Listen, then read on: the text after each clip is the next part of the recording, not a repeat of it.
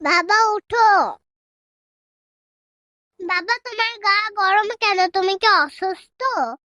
বাবা তো এখন অসুস্থ, আমি কি করি? হ্যাঁ, জাহিদ সাহেব বলেন। মিস, আমি আশা। কি ব্যাপার আশা? তুমি তোমার বাবার ফোন থেকে ফোন করেছো? বাবা কোথায়? বাবা তো ঘুম থেকে উঠছে না, বাবা মনে হয় অসুস্থ। মিস, আমি কি করব বুঝতে পারছি না। তুমি কি আমাদের বাসায় আসবে? আচ্ছা আচ্ছা, আমি আসছি। Thank you miss. কি রে মা, কোথায় যাচ্ছিস তুই এই সময়? বাবা, আমি একটু আশাদের বাসায় যাচ্ছি। আশাদের বাসায় কেন? এখন তো পড়ানোর সময় না। মা, পড়াতে যাচ্ছি না তো, একটু কাজ আছে। আসার বাসায় তোর অন্য কি কাজ? দাদা, আজকে তুই বাসার বাইরে যেতে পারবি না। কি বলছো বাবা? আমি কেন এখন বাসার বাইরে যেতে পারবো না? তোকে কাল রাতে বললাম না, আগামীকাল পাত্রপক্ষ তোকে দেখতে আসবে, তুই কি ভুলে গেলি? মা, সেটা তো আগামীকালকে আসবে, আজকে তো আর তারা আসছে না। আমার একটু যেতেই হবে, কারণ আশার বাবা অসুস্থ। দাদা, আজকে তুই কোথাও যেতে পারবি না।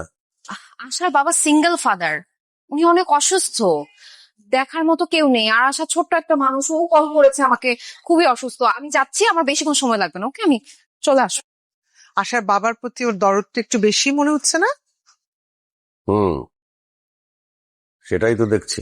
মিস, বাবা আমার জন্য এত কষ্ট করে, আমি তো বাবার জন্য কিছুই করতে পারলাম না। কে বলেছে তুমি করতে পারোনি?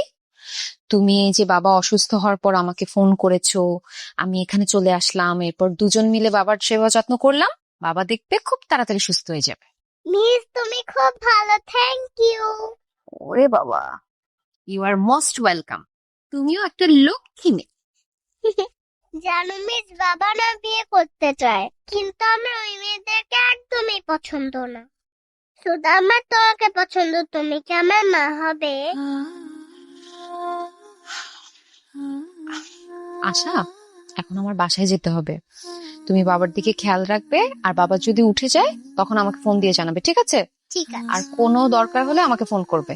ওকে, বাই মিস। বাই।